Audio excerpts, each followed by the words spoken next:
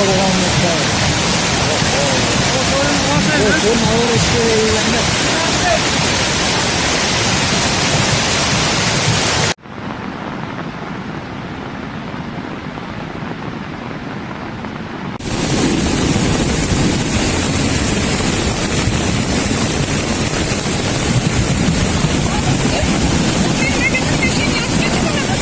Hazır hazır.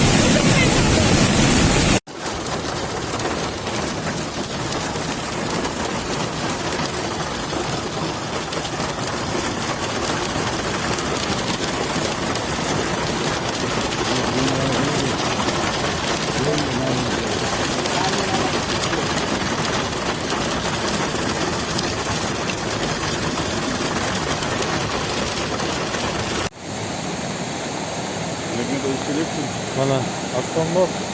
Ayılında sel ketdi mana. Mana çoğun yolun içi tola su akıdı. Nerede üylördün içine girip ketdi mana.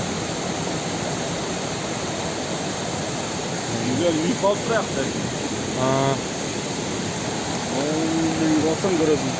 tamam. O nerede üydün neyleri kesip duracak.